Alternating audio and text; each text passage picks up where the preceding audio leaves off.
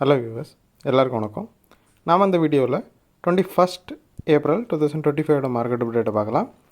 அப்புறம் ஸ்டாக்ஸில் இதெல்லாம் top gainers, இதெல்லாம் டாப் லூசர்ஸ், எஃப்ஐஎஸ்டிஎஸ் இவங்கெல்லாம் வந்து எவ்வளோ க்ரோர்ஸ்க்கு ஸ்டாக்ஸை பை அண்ட் செல் பண்ணியிருக்கிறாங்க. இந்த எல்லா டீட்டெயில்ஸும் நம்ம இந்த வீடியோவில் பார்க்கலாம். ஃபஸ்ட் வந்து மார்க்கெட் அப்டேட்டை பார்த்துடலாம். நிஃப்டி பார்த்திங்கன்னா ஒரு 273 பாயிண்ட் வந்து ரேலி ஆகி இருக்குது. ஸோ எஃப்ஐஎஸ் வந்து பை பண்ணுற அளவுக்கு பை பண்ணுற வரைக்கும் இந்த மாதிரி ரேலி இருக்கிறது நார்மல் தான். ஏன்னா எஃப்ஐஎஸே வந்து நெகட்டிவாக இருந்தவங்க பாசிட்டிவாக டேர்ன் ஆனதுனால மார்க்கெட் வந்து ரொம்பவே எக்ஸைட்டடாக இருக்குது.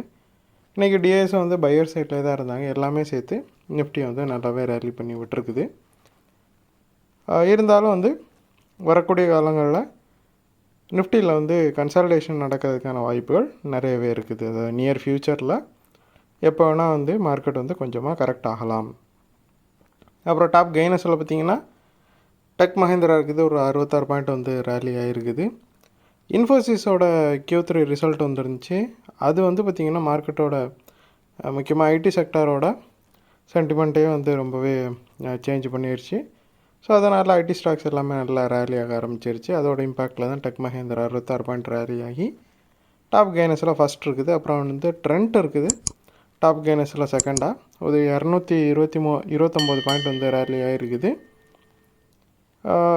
ரொம்பவே பயங்கரமாக விழுந்துட்டு இருந்த ட்ரெண்ட் வந்து ஓரளவு பாட்டம் அவுட் ஆன மாதிரி தான் இருக்குது. இப்போ ஹையர் சைடில் வந்து மூவ் ஆகிட்டு இருக்குது. அப்புறம் டாப் லூசஸில் பார்த்திங்கன்னா அதானி போர்ட்ஸ் வந்து 16 பாயிண்ட் வந்து விழுந்துருக்குது. ரீசெண்டாக ஒரு ரேலி இருந்துச்சு, இப்போ ப்ராஃபிட் புக்கிங்னால விழுந்துருக்குது.